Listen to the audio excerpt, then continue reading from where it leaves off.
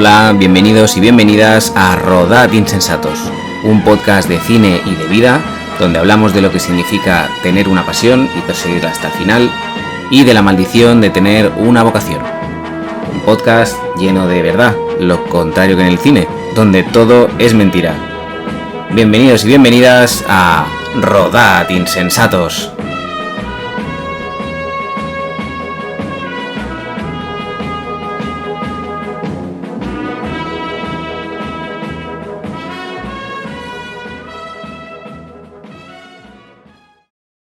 Hoy nos acompaña una figura que sobre todo es conocida en el mundo del guión, más que conocida es un referente en televisión, pero eso no quita que hasta el momento ha dirigido 2 películas, de las cuales vamos a hablar hoy de la primera, que tiene un título muy sugerente, que es Carne Cruda.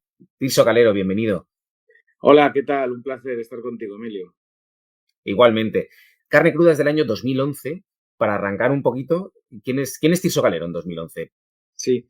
Bueno, pues yo en el 2011 trabajaba sobre todo de guionista, pero ya había sido guionista de Ana y los Siete, guionista de Amar en tiempos revueltos, pero en 2011 yo ya me había convertido, digamos, en jefe de guionistas, en coordinador de guión y luego un poco lo que ahora se llama el showrunner, ¿no? El que se inventa la serie y dirige el equipo de guión. En esa época empezábamos una serie que se titulaba Bandolera y era para las tardes de Antena 3, que al final hicimos unos 560 capítulos. Y ahí yo dirigí un equipo de guión de 12 guionistas. Toma Y ya. surgió la oportunidad de hacer Carne Cruda, pero quiero decir que yo ya trabajaba en televisión, básicamente en series de televisión, pero es verdad que 2 o 3 años antes había vendido, 4 años antes, mi primer guión de cine, que fue una película que se tituló, y se estrenó, que se tituló Miguel y William, Sí, con de Juan Luis Inés París. Galiardo. Exacto, con Juan Luis Galiardo. Y ese guión lo escribí a medias con mi compañero Miguel Ángel Gómez y fue lo primero que vendimos en cine. Luego, efectivamente, hubo bastantes cambios en el guión y nosotros aparecemos en créditos como idea original y argumento. Pero eso fue lo primero en cine que hice en el 2006, 2007 y también había escrito una TV movie en esa época que se llamaba Mobbing, que era una TV movie hecha en 16 milímetros cuando se hacían TV movies con muy buen presupuesto, donde eran Sí. producidas por la Forta. Es decir, que en cine tenía algo de experiencia, pero sobre todo trabajaba en televisión. Pasa que yo por lo que veo, o sea, tú en aquella época ya tienes una experiencia muy contrastada, ya te dedicabas profesionalmente a eso. A mí hay una cosa que me choca de la peli, que es en relación con lo que estamos diciendo, que hay una parte del curro como guionista que es que nosotros escribimos lo que nos cae. Pero lo que tú decías, producciones como Ana y los Siete, Amar en tiempos revueltos, que son series diarias y de un perfil muy concreto, tú de repente vas a debutar con una peli que es una gamberrada, que es totalmente lo opuesto. ¿Cómo se come eso? ¿Cómo surge Carne Cruda? Bueno, yo había escrito un guión de terror con un compañero, con Fernando Cámara, ¿vale? Que era es un muy buen director y hizo una película magnífica como director que fue nominado al Goya, que se llamaba Memorias del Ángel Caído, finales de los 90. Bueno, con Fernando tengo una buena amistad y decidimos, por amor al arte, pues escribir un guión de terror que se titula Carne Cruda. En paralelo a que yo estaba pues trabajando como coordinador de guion en series. Y él también, creo que también, él hacía más cine, pero bueno. Vamos a diferentes productoras y entonces el guión gusta mucho, pero hay una productora que sí que nos lo compra con una condición. Con la condición de que yo dirija la película. Pero no porque yo sea bueno o malo, regular, sino porque yo era nuevo realizador y podía optar a una ayuda como nuevo realizador. Fernando ya no, Fernando ya había dirigido, yo creo que 2 películas ya, Fernando Cámara. ¿La idea original vuestra era que la dirigiera Fernando y no tú? Por ejemplo, cuando ibais de la mano con el guión. No, nuestra idea era vender el guión. Es decir, vender el guión y que alguien lo dirigiera. Yo concibo el mundo del guión un poco más como lo hacen en el mundo anglosajón. Es decir, yo he sido director de cine de casualidad y de rebote. Ni me apasiona, ni quiero dedicar una carrera al cine como director. Mi carrera es como guionista y a mí me gusta escribir y es lo que más me gusta. Otra cosa es teatro, que sí que tengo la suerte de hacer teatro y más o menos cada año, cada 2 años estreno una obra que a veces dirijo o a veces no, siempre las escribo, ¿no? Entonces, quiero decir con esto que yo concibo el guión de una manera eh, exclusiva. Creo que un buen guionista tiene que saber escribir, un buen director tiene que saber dirigir. A veces se da la casualidad de una persona que puede hacerlo todo, y son los genios. Mm. Pero, pero eso de que por ley o por obligación un director tenga siempre que escribir sus propios guiones, lo veo un error. Y ahí está el ejemplo de que Clint Eastwood jamás ha escrito un guión, ni Alfred Hitchcock, ni John Ford. Yo estoy de acuerdo contigo, pero eso no te da la sensación, a mí me da la sensación que es por el hecho de la cinematografía en la que vivimos, en el sentido que, como dices tú, en el mundo anglosajón es mucho más fácil, está mucho más diferenciado y se respeta más. Aquí es mucho más difícil para un director o una directora mover un guión que no sea suyo, o sea, venderse como director o directora solo si no has hecho nada. ¿No te das esa sensación? Sí, eso está un poco cambiando, ¿no? Y ahí el ejemplo es Gracia Echevarría, por ejemplo, ¿no? Sí, Pero claro, rápidamente a ese tipo de directores se les considera directores de encargo. Y esa palabra como que tiene una connotación negativa en España, cuando no debería de ser, ¿no? Es lo que se llamaba en Hollywood los artesanos, ¿no? Los sí, correcto. grandes directores que no escribían sus guiones porque en Hollywood es otra cosa. El problema de esto viene desde los años 50 con Cahiers du Cinéma y la Nouvelle Vague francesa, porque los franceses se inventaron un término que era el autor. El Ujú. autor en el sentido de que el director fuera también el guionista. Entonces les llamaban autores. Que cosa que en Estados Unidos no pasa. En Estados Unidos es el filmmaker, que es el director, y el escritor, ¿no? Y, por ejemplo, Spielberg, salvo su última película, porque era biográfica, jamás ha escrito un guión, ¿no? Steven Spielberg. Ujú. Entonces, bueno, los franceses con esto del autor, España también se veía un poco la obligación, Europa en general, que en Europa estaba un poco mal visto que el director no escribiera su guión. Y de ahí, ¿no? de aquello, pues se ha seguido con esa tradición. Por eso es la gran no confrontación, sino dos estilos muy diferentes entre el mundo anglosajón, que está todo segmentado, y el mundo europeo, en el que parece que por obligación el director tiene que ser el guionista. Bueno, en el caso de, que tampoco quiero enrollarme, en el caso de Carne Cruda, no queríamos dirigirla ninguno, ni Fernando ni yo. Eh, pero surgió esta oportunidad y la condición que nos puso la productora era que compraban el guión si yo podía dirigirla. Entonces, bueno, dije que sí y me vi un poco arrastrado. Iba a ser una película de terror convencional, un poco. Nuestro referente era Hombre Lobo Americano en Londres, por ejemplo, que es comedia, pero sobre todo es de terror, ¿no? Al tener poco presupuesto, la cosa tuvo que derivar. Entonces, un poco lo que se me ocurrió es hacer una parodia, porque digo, con este dinero, si intentamos hacer algo de terror, la gente se va a reír de lo mal hecha que está. En cambio, si de entrada hacemos una parodia, bueno, pues entonces tienes un poco el beneplácito del público. Y por eso derivó en una comedia, que ahora ves la película y es más una comedia que una película de terror. Es totalmente una comedia. Ya que tú eres guionista, sobre todo, ¿cómo es esa evolución desde que tú, por ejemplo, consigues vender ese guión? Es que ya es muy bizarro porque cualquier persona es el sueño de alguien, que tú vas a vender un guión y te digan con la condición de que lo dirijas tú. ¿Sabes? En cambio, para ti es como te pillan a contrapié con eso. ¿Cómo es esa evolución desde que tú lo vendes hasta que tienes que adaptar el guión por el presupuesto? ¿Cuántas versiones hay? ¿Cómo va derivando? Pues yo creo que al rodaje llegamos con la versión 12, creo. Versión Hostia. 12 o 13 de guión. Es decir, sí que hay muchos cambios. Lo primero es que, bueno, la tienes que dirigir tú, muy bien, de acuerdo. El presupuesto no es el que creíamos, se reduce a la mitad.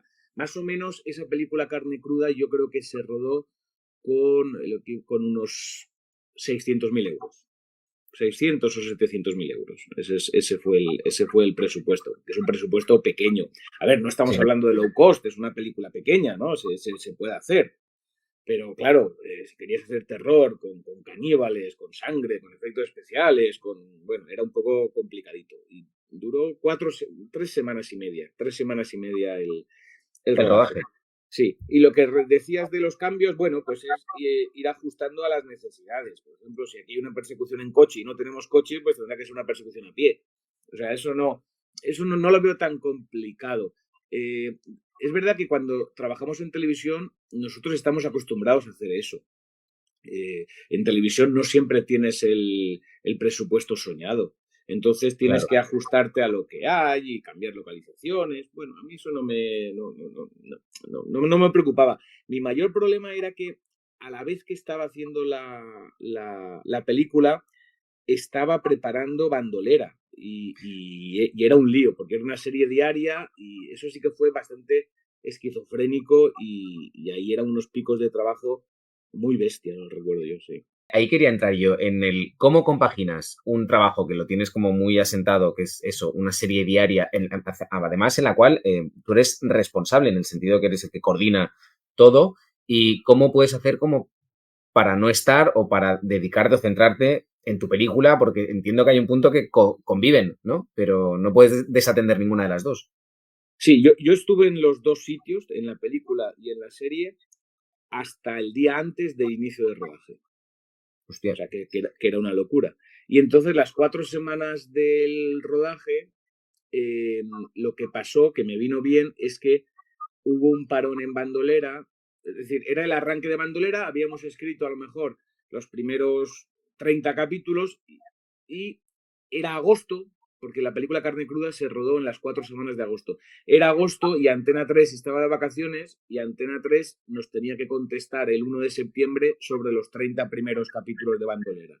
Y ahí aproveché para rodar mi película. O sea, bueno, sí, ahí es una locura a base de ansiolíticos, café, y yo lo recuerdo que si tuviera que pasar otra vez por ahí, preferiría no pasar.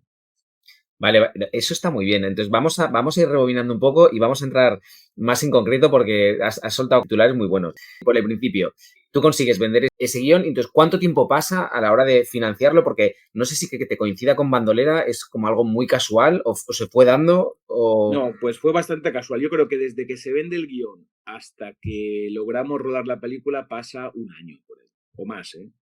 Un año, 15 meses. Ten en cuenta que este tipo de películas tienen que ir a un método tradicional de presentación a las televisiones. En este caso, nosotros para rodar Carne Cruda contábamos con el apoyo de la Generalitat Valenciana, con lo que era Canal Nou, su televisión. Era la única televisión que había entrado en esta película y el Ministerio de Cultura, con lo cual las convocatorias son anuales. Más o menos pasan unos 15 meses desde que se vende el guión hasta que se rueda la película. En esos 15 meses yo era guionista de Amar en tiempos revueltos, pero justo se vende Bandolera, lo preparo, bueno, coincide un poco. También el destino a veces en esta carrera, no solamente como director o como guionista, hace falta tener suerte. Hace Total. falta tener suerte. Y la suerte a veces viene dada con esas coincidencias, ¿no? ¿Y tú en ningún momento durante toda esa preparación o antes de rodar, aun habiendo accedido a esa condición de dirigir, no te planteaste nunca decir, oye, mira, tío, no lo veo, estoy como con Sí, mucha cosa, yo me lo planteé, pero es que si no, no lo cobraba. Es decir, ya, si yo no hacía la película, no nos pagaban el guión. La ok, condición era que yo tenía que hacer la película, si no a ellos no les interesaba. Y una vez que firmas el contrato, no puedes no, darte de claro. baja. No, no, totalmente, pero pensaban en fórmulas, seguro que hay otros directores o directoras noveles que a lo mejor pueden estar como alineados con el género, te le ayuda a buscar, no sé. Era bastante complicado. Sí, ahora ya empieza a haber directores que no dirigen sus guiones, pero hace 15 años, hace 13 años o 14 era todavía más complicado. Sí, eso es verdad. Tienes razón.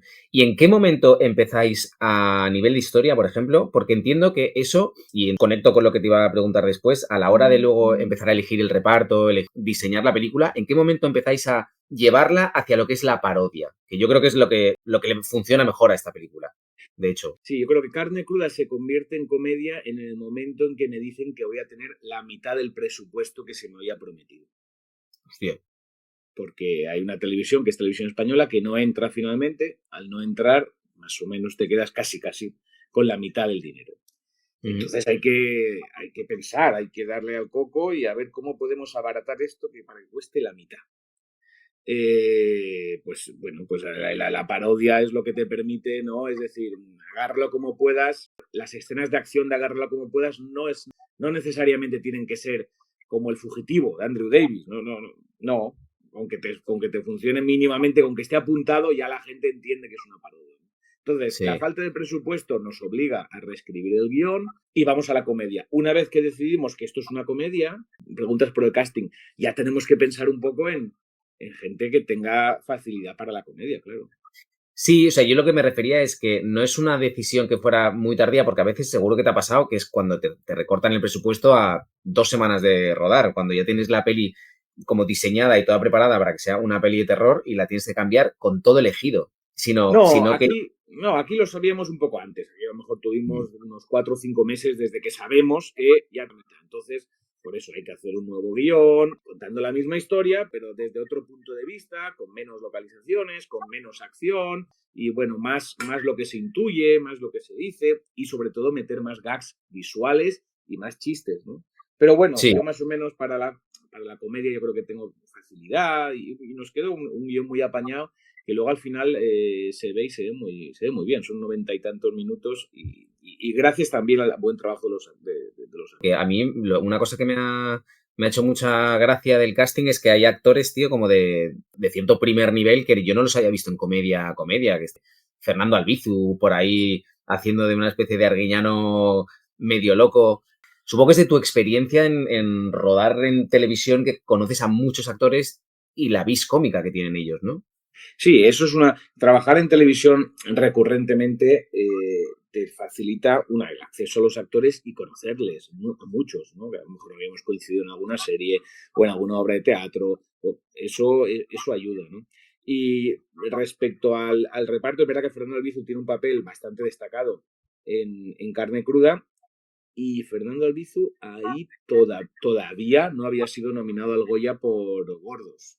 Que No. le ¿Cómo funciona ese rodaje? En Valencia, agosto, calor intenso, Sí, tú que estás. el rodaje fue un poco, hubo partes en Madrid, otras partes en Valencia, otras partes en Alcoy, que es mi ciudad, ¿no? Y bueno, pero era todo agosto, es decir, que nos movimos, nos trasladamos, pero era todo agosto, casi 4 semanas. El rodaje fue bastante divertido y luego es que, a ver, había buen rollo, ¿no? Porque como era una cosa tan loca lo que estábamos haciendo y tampoco teníamos grandes pretensiones. Es decir, ninguno de los que estábamos ahí sabíamos que pasaríamos a la historia por lo que estábamos haciendo. Entonces, era un trabajo que había que cumplir, había que llegar a cumplir con las fechas de rodaje, hacer un producto digno, que fuera divertido, y yo me lo pasé bien, y yo creo que los actores también, y cuando los veo siempre lo recuerdan, ¿no? Y espero que el espectador también.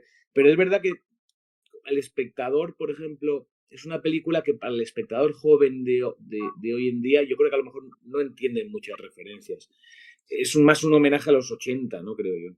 Totalmente. Y aparte hay un cierto humor que creo que para la generación de ahora no conecta porque tú ahora lo puedes ver como con cierta nostalgia, pero hay como un humor muy socarrón, muy, muy, muy grueso. Ahí tú puedes reírte eso por la nostalgia que te lleva a otra época, pero la generación de hoy en día es como, no sé, apela como a una sensibilidad de piel muy fina. Sí, Y sí, no, yo entonces creo que es una película que hoy en día sería políticamente incorrecta, ¿no? total, porque es una peli donde salen tetas, salen culos, es sangre, eso es una gamberrada. Creo que el acierto es ese. Es verdad que desde el principio se entiende que es una parodia, ¿eh? Desde el principio Sí, está. Es decir, es como Scary Movie a las películas de terror, ¿no? ¿Scary Movie es una película de terror? No, pero tiene elementos de terror, ¿no? Pues un poco nosotros jugábamos con eso, ¿no? Con el mito de Paul Nash y del licántropo y todas estas mm. cosas.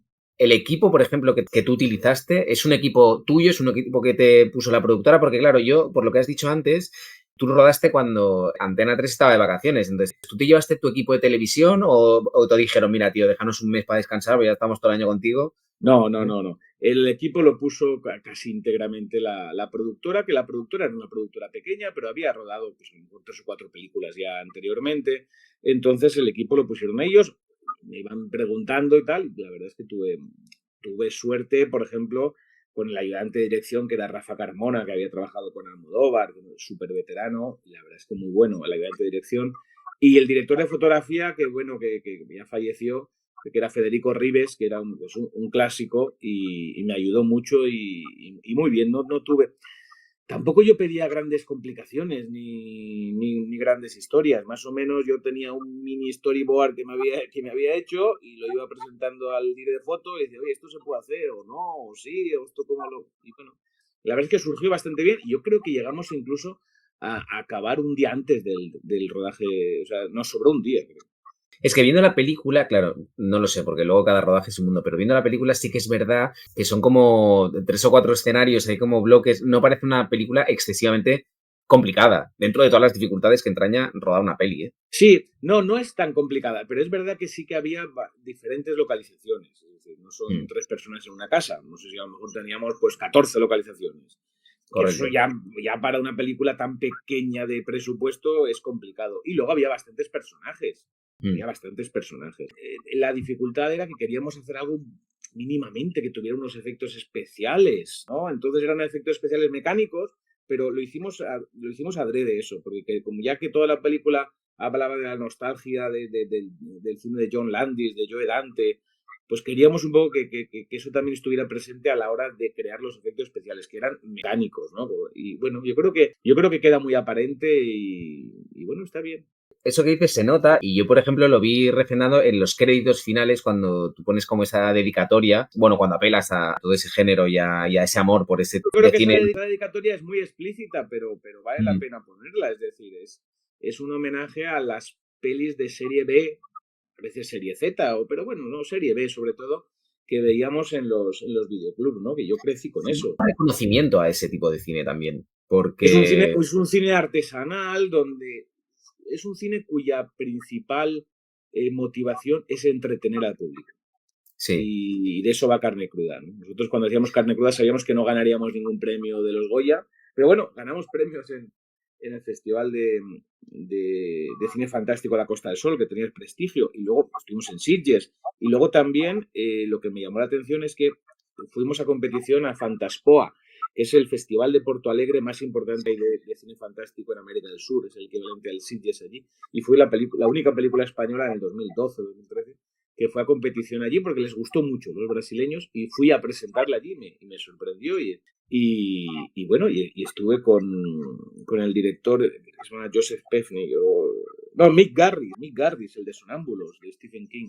Bueno, que fue una buena experiencia. volviendo a la dedicatoria, yo cuando acabé de ver la peli, viendo eso, lo que me llevó a pensar es que hay una cosa que dices que es cierta, y es que supongo que viene del tipo de cine que hacemos aquí o lo que estamos acostumbrados, pero es cierto que nos hacen pelis como esa, donde su única vocación sea, pues eso, entretener, una peli parodia de los años 80, donde lo que busca es eso, como muy pura en ese sentido. Eso la convierte en algo bastante Eh, original. sí, nosotros estábamos contentos. La mala suerte que tuvo esta película de Carne Cruda es que, bueno, dos cosas. Es que cuando se va a estrenar en cines, la distribuidora quiebra.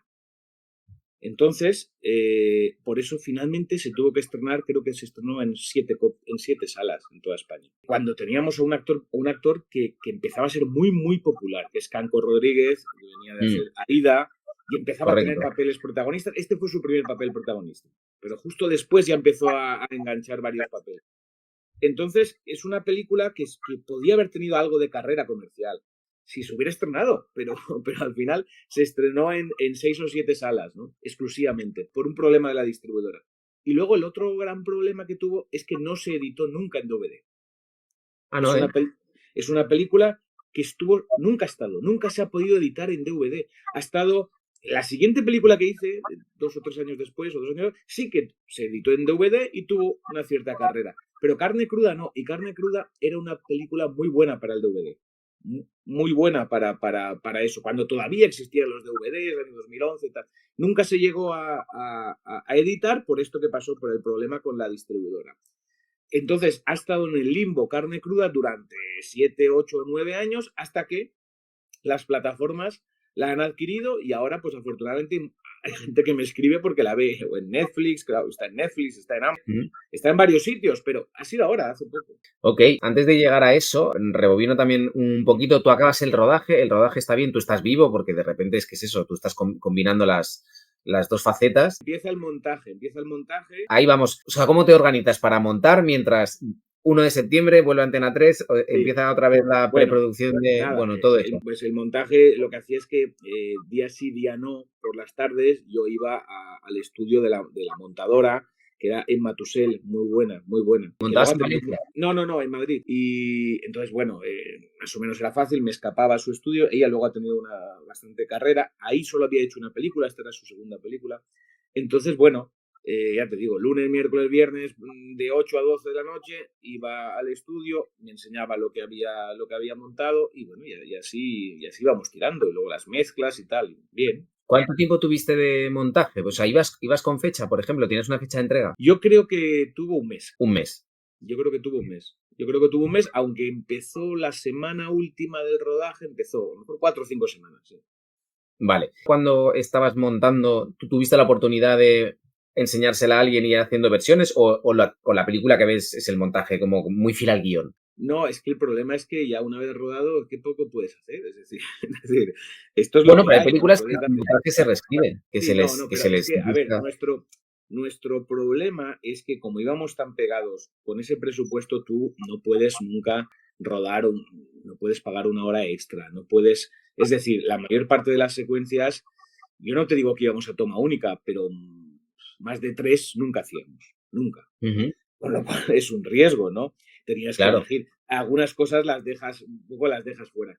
Algo se quedó fuera, pero no, más o menos no. La película al final es muy fiel al guión. Ojalá podía haber hecho cosas con más tiempo, ¿no? A lo mejor unos efectos especiales más elaborados o a ver, pero no había tiempo. ¿Cuánto duró la pospo? O sea, no el montaje, sino luego todo ese proceso de mezcla, sonido, música, Yo creo, efectos. pues yo creo que fue bastante rápido, que a lo mejor en 3 meses se hizo una cosa así, ¿eh? Ah, para final de año ya teníais peli. Sí, pero ¿cuándo se estrenó? No, no, no sé legalmente cuándo, o sea, no sé cuándo se hizo el primer, creo que fue en noviembre. Aunque la tuviéramos, la película, yo creo que se estrenó en noviembre del año siguiente, creo, ¿eh? Porque vosotros teníais una estrategia, quiero decir, con la productora de queremos llegar, eso, pues, a Sitges, a algún sitio, la vamos a estrenar tal, o. Exacto, mira, ahora lo estoy recordando, exacto. Primero fue a Sitges, primero fue también al Festival de la Costa del Sol, que se fue ese verano. Y comercialmente se estrenó a finales de noviembre, exacto. A No, finales de noviembre? la estrategia era sí, bueno, pues eso, Sitges, ese tipo de festivales, ¿no?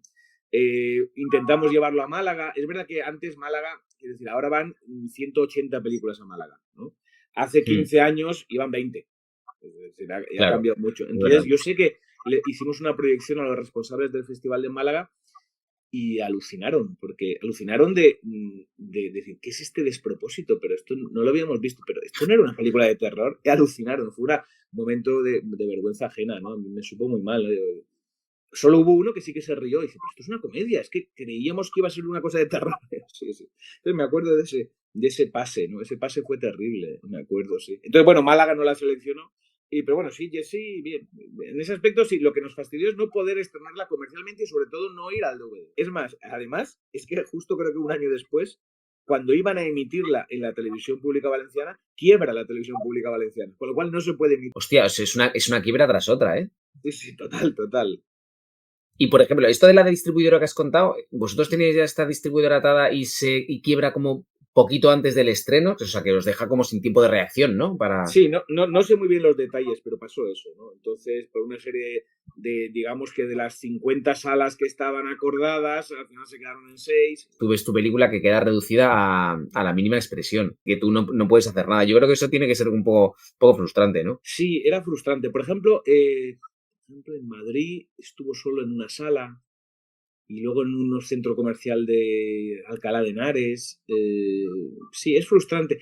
A ver, la frustración siempre depende de las expectativas. Porque También. una persona se frustra dependiendo de sus expectativas. Mis expectativas cuando hice Carne Cruda no eran muy altas. Quiero decir, mi mayor frustración viene cuando hice mi segunda película, que sí que creía que era una película que estaba bien. Ahí sí que me frustré y por eso decidí no hacer más cine y no creo que haga más. Sigo escribiendo películas y tengo la suerte de vender guiones que se van produciendo y sigo en televisión estupendamente. Pero en el cine mi frustración vino con mi segunda película, no con la primera. Y también eso que dicen que es difícil hacer una primera película en España, no, yo creo que no. Lo difícil es hacer una segunda y una tercera, pero la primera no. Bueno, no sé, que no estoy muy de Yo sí acuerdo. que, yo O sí, sea, sí, sí, y lo tengo bastante claro y he visto ejemplos y la segunda es difícil y la tercera ya ni te cuento, Por eso muchos no pasan de 2. En eso sí que estoy de acuerdo, que cada vez es como más complicado con el sistema que tenemos, pero bueno, incluso la primera también es complicada, sobre todo porque creo que ahora depende más de una fórmula matemática el poder hacer una primera película que no de que tú pues, seas bueno, seas buena, Sí, pero ¿sabes? se ha abaratado mucho, quiero decir. Con las nuevas tecnologías es fácil acceder a poder tener equipos y poder rodar. Antes no, Carne Cruda ya es digital, ¿eh? Carne Cruda es digital, pero es la primera película digital que hacía esta productora, que venía a hacer películas de 35 milímetros. O sea, yo todavía hacía cortos en 35 milímetros. Imagina Mm. cómo ha cambiado la cosa. Ahora es más fácil acceder, ¿eh? Por eso, que hacer una primera película, bueno, no es complicado. El problema es qué haces con esa primera película. Es muy difícil que te sirva para hacer una segunda. Puede ser. Y ya la tercera es casi imposible. A menos que seas un genio o tengas muchísima suerte. Es así. Es verdad. En esas 6 salas que se quedaron o algo así, ¿funcionó bien la película? ¿Tú recuerdas que tuvo...? Para que algo funcione tiene que estar en Madrid o Barcelona, ¿no? O Barcelona. Entonces, efectivamente, en un cine de Valencia iba muy bien, en uno de Jerez de la Frontera también. Y la película aguantó en cartel 3 semanas. Me acuerdo que Bueno, pasaron de seis salas a 12, luego a 10 y luego desapareció. Pero nos quedamos con la sensación de, qué lástima, ¿no? Que no poder ponerla esto en DVD o tal. Bueno, y es eso. Por eso me la han solicitado en bastantes festivales y certámenes, ¿no? De cine fantástico, porque no la encontraban en ningún lado. Entonces yo tenía que ir yo con el DCP, yo mismo al festival o a presentarla, porque no había copias. o sea, es una película que ha tenido como una segunda vida años Un, después de que se hiciera. un descubrimiento, eso sí. Mm. A mí hay una cosa que me gustaría entrar que me parece súper interesante y es lo que tú decías de que no tienes esa ansia por dirigir o nunca has tenido como esa inquietud y más después de la segunda película. Entonces, tú cuando acabas Carne Cruda, tú acabas como contento, satisfecho, engorilado, entre comillas, vas a decir, venga, voy a seguir con esto. O dices, de momento ya lo tengo, me tengo que seguir enfocando en guión y ya veré. Porque es que no hay tanta diferencia de años entre la primera y la segunda, ¿sabes? Entre Carne Cruda y Blockbuster. No, no, la verdad es que no es que sean seguidas, pero sí, sí, hay un par de años o tal. ¿Cómo viene la segunda? A ver, la segunda yo tenía un guión que había escrito yo, era un guión muy personal, que bueno, con una historia que me pasó con el actor Sancho Gracia, y era un guión que yo lo tenía. Yo lo había escrito y me gustaba mucho, a Sancho le gustaba mucho también el guión, y me volvió a pasar lo mismo. Fui con el guión a la productora, a varias productoras, ¿no? Pero la que había hecho Carne Cruda me dice, venga, lo hacemos si tú la diriges, que hemos quedado contentos contigo. Para mi sorpresa, habían quedado contentos conmigo, no había dado problemas, había rodado todo a tiempo, incluso sobró algún día de rodaje. Y ahí sí que es verdad que cuando me ofrecieron dirigir esa segunda, sí que dije que sí, porque era una historia como muy personal, de algo que yo había un poco vivido. Entonces, por eso dije que sí, y por eso no es que me implicara más, pero intenté, pues bueno, de los errores que había cometido en la primera película, vamos a ver cómo hacemos. Pero volvió a pasar lo mismo, nos quedamos con la mitad del presupuesto prometido. Entonces, y eso ya no era comedia, con lo cual era más complicado. Y luego también, pues bueno, pero era una historia muy personal que yo estoy satisfecho con ella. Se llama Blockbuster y para nuestra sorpresa fue a sección oficial al Festival Internacional de Gijón, que no conocíamos a nadie y nos llamaron porque era una propuesta tan rara, una película en blanco y negro, que era un homenaje a los actores de más de 70 años, ¿no? Era complicado. Y en algún momento, antes de que pasara todo esto, entre Carne Cruda y ¿Mm? Blockbuster, ¿tú te planteas, aunque sea temporalmente, ¿Mm? abandonar todo ese mundo de la televisión y de la coordinación de guión y de guionista? No, Jamás, nunca. jamás, jamás, jamás. Nunca me lo planteo abandonar la tele, porque en la tele, más o menos, no sé, yo ganaba 4 veces más que en el cine. Yo y cualquier profesional de la televisión, ¿no? Entonces yo al final estoy en esto. A ver, yo soy licenciado en Derecho y vocacionalmente soy guionista, ¿de acuerdo? Pero una Ujú. vez que tomas la carrera de ser guionista o de ser director de foto o de ser lo que sea, esa es tu profesión. Entonces tienes que vivir de ello y cuanto mejor vivas, mejor, ¿vale? Claro, Entonces, yo tenía claro que la televisión no la iba a dejar nunca. Es decir, tenía trabajo estable, muy bien pagado. Lo del cine, a ver, ojalá me hubiera, no sé, me hubiera llamado una productora como El Deseo pagándome un dineral para hacer una película, pero no era el caso, ¿no? Entonces, no, yo tenía claro. De hecho, la segunda película yo condicioné el rodaje a las fechas que yo podía, porque justo Ahí había acabado Bandolera y empezaba otra serie que me había contratado la productora Bambú. Empezaba otra serie como coordinador que se llama Gran Reserva. O sea Mm. y lo hice un poco a medias.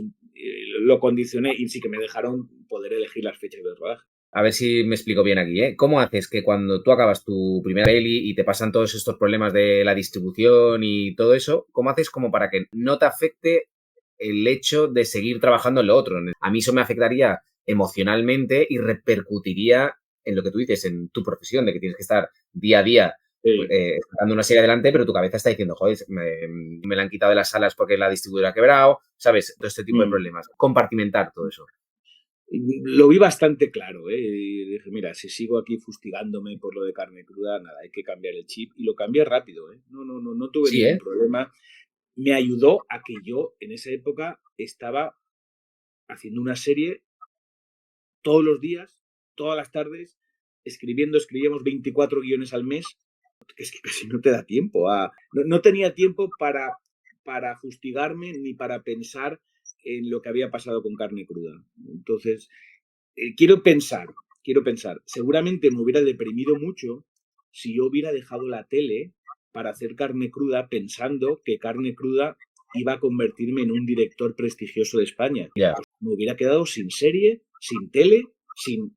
Entonces, bueno, yo creo que fui hábil de decir, no, la tele no la voy a dejar nunca. Y vamos, ya, y me fue bien no dejándola. La verdad que es algo como muy, muy coherente, ¿sabes? Con mucho rigor. Es muy, Porque es racional, ¿no? es racional, porque cualquiera tira de la pasión y dice, hostia, lo dejo todo, voy a hacer una película Yo y eso me lo lanzo. admiro, ¿eh? Es decir, yo solo he tomado una decisión de esas, bueno, a ver, he tomado bastantes decisiones locas en mi vida, pero una pasional es esa, es con 23 años y el título de licenciado en Derecho en Alicante, en la Universidad de Alicante, coger un tren y venirme a Madrid sin conocer a nadie.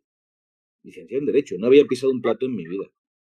Y fui a la aventura, porque quería ser guionista, pero eso es un poco locura. Es decir, Sí, bueno, total, pues, sin el poco. has estudiado Derecho, pero para si tienes trabajo aquí en un bufete de pasante, como... Bueno, esa es la pasión, que a veces efectivamente hay que usar esa pasión para moverse, ¿no? Pero en el caso de Carne Cruda, tal, yo veía claro que esta película ya era un milagro que la podamos hacer, que se pueda ver en una sala, que quede la cosa digna, que los actores estén bien. Eso fue. O sea, no tuve muchas expectativas, ¿no? Y fue una sorpresa que pude poder ir a tantos festivales, la verdad. No, a mí es que me parece como un cambio y un punto de vista muy, muy novedoso y muy interesante, porque normalmente, o sea, aquí en Rodaje Insensatos, pero normalmente tú lo que ves es que las primeras películas suelen ser películas que vienen sobre todo dadas y vienen amparadas por eso, por esa pasión, por el remar contra viento y marea y contra las adversidades. En cambio, Carne Cruda es un ejemplo claro de vamos a hacer el mejor producto posible, las expectativas son las que son, somos muy conscientes y eso creo que lo que hace es facilitar todo tu proceso emocional al final. No, yo tengo un recuerdo buenísimo, se rodó a tiempo, quedó una comedia digna, no teníamos pretensiones. Sí, yo entiendo lo que quieres decir, ¿no?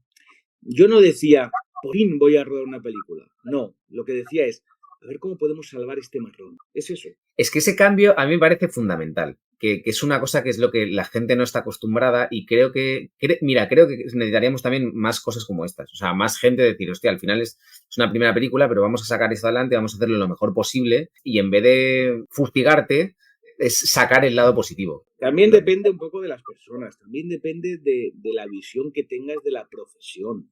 Claro. Y tú que llevabas también una experiencia con eso muy dilatada, haciendo series diarias, tío, que es que eso te da un callo que no te lo da nada otra cosa. Pero, por ejemplo, ahora ya no tanto, ¿no? Pero cuando yo estaba en las series diarias, empecé en las series diarias en el 2008, por ahí. Pero quiero decir que en esa época no estaban bien vistas las series diarias. No estaban bien vistas dentro de la profesión, bien vistas, bien reconocidas, ¿no? Reconocidas. Eso ha ido cambiando, eso ha ido cambiando, ¿no? Pero bueno, entonces hablabas con algún guionista que él tenía claro que prefería escribir una película una al año que estar 10 meses en una serie diaria. Eso ya es elección de cada cual. Aunque en las series diarias se gana mucho más que en una película. Hay un tema que sí que quería preguntarte, que eso no sé si está en guión, que es una secuencia que a mí me dejó muy loco, tío, de la peli, que es la secuencia donde aparece Nacho Vigalondo, tío. Porque aparte hay como un par de referencias a Nacho Vigalondo. Entonces, yo quería preguntarte si eso es una secuencia que estaba en guión ¿O es porque tenías una amistad con él y lo conseguiste? ¿Cómo se gestiona eso? Porque a mí me dejó muy loco, tío, ese Sí, momento. no. No, eso está en guión desde el principio y yo lo que quería era un poco un homenaje a ver, hay dos homenajes. Uno es cuando en las películas del fantaterror de los 70, o los 70 sobre todo, aparecía, por ejemplo, Jiménez del Oso o algún psicólogo importante, algún psicoanalista, Sí, explicando dentro de la película algo. Eso se hizo. O Sebastián Darboux, que era el director, ¿no? Que tenían esa parte como científica, ¿no? Y entonces en medio de la película, o el padre de Chicho Ibáñez Serrador, ¿no? Una especie de homenaje sí, de alguien ajeno aparece ahí y explica algo del terror o tal. Eso lo tenía claro desde el principio, vale. Y lo otro es un homenaje, llámale homenaje, plagio, a una escena muy divertida. Mi género favorito es el western, concretamente el spaghetti western, ¿no? Que oh, es una cosa como muy denostada. Bueno, hay una película del 74, creo que se llama el blanco, el chino y el amarillo. El blanco, el rojo y el amarillo. Es como un western cómico donde sale Eli Wallace, ya eran los estertores, Thomas Millian, los estertores del Spaghetti Western. Se rodó en Almería. Hay una escena donde sale María Isbert, ojo, donde sale María Isbert, una escena en la que hay un diálogo de ellos en los que hablan todo el rato de títulos de películas de Spaghetti Western. Es brillante esa escena. Y entonces una madre y un hijo van hablando, pues sí, ayer tú no sé qué, pues cuidado porque la muerte tiene un precio, no, pues por un puñado de dólares me voy a ir a la casa de no sé qué, era una locura, que también tuvieron que hacerlo muy bien en el doblaje para que eso tuviera sentido. Bueno, eso se me quedó de niño grabada ese.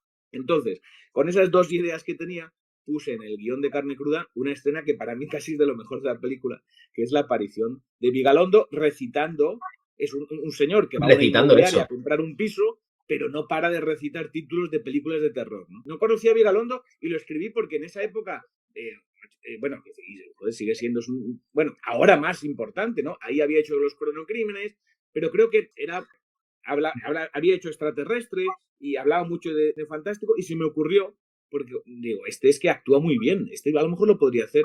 Y bueno, lo hizo encantado, estuvimos con él una mañana. En una mañana hizo las dos secuencias que tenía y siempre que le veo pues se acuerda de eso porque fue una experiencia rara y bonita. Yo creo que es una sorpresa en la película. Total, yo es que cuando la estaba viendo, primero que ves a Vigalondo, ahí entrar por esa puerta y dices, hostias, Nacho Vigalondo. Pero cuando empieza el monólogo de las Sí. pelis, a mí eso es como, ya vale la pena, solo por eso ya vale la pena. Ya me tienes. Cualquiera que sea cinéfilo, ese momento es impagable, tío.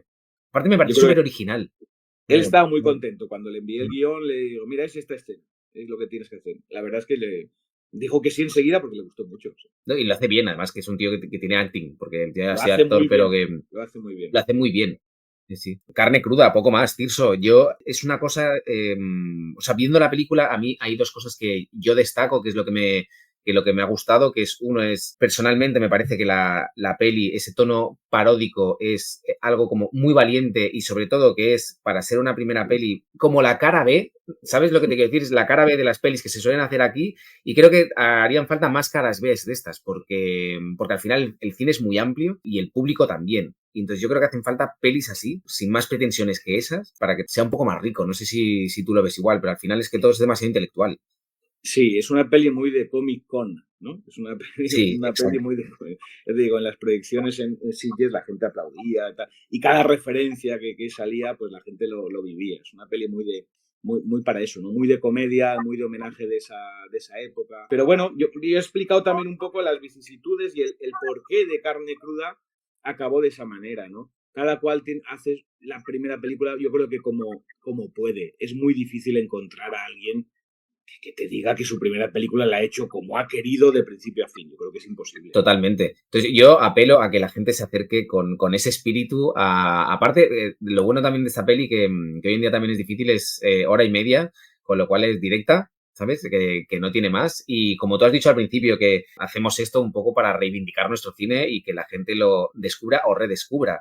Entonces, como tú apuntabas, Carne Cruda está en Netflix, está en Prime. No sabía que estaba en Flixolé, pero mira, también. Con lo cual, más diversidad y menos excusa para no verla. Pues nada, Emilio, muchas gracias por dar voz también a los que hacen a la primera película, porque me parece súper súper inteligente tu podcast y necesario. Muchas gracias Y para los que no la hayan visto, que deben ser muchos, pues que descubran Carne Cruda y que se lo pasen muy bien. Y podéis escribir a Tirso y mencionarlo porque es que aparte yo creo que es la típica peli, tío, que sí, que te genera como o muchos fans, ¿sabes? O muchos detractores, pero no te deja indiferente. Y eso es lo mejor que se puede decir. Yo creo que es una peli, además está Susana Estrada, está Máximo Valverde. O sea, es un revival de viejas glorias y que yo creo que está bien hacerles un homenaje a ellos. Totalmente, tío. Nada, lo dicho, Carne Cruda, disponible en plataformas. Tirso Calero, un abrazo, muchísimas gracias y nosotros nos escuchamos en el próximo Rodad Insensatos. Gracias, hasta luego. Rodad Insensatos es un podcast sobre la maldición de tener una vocación.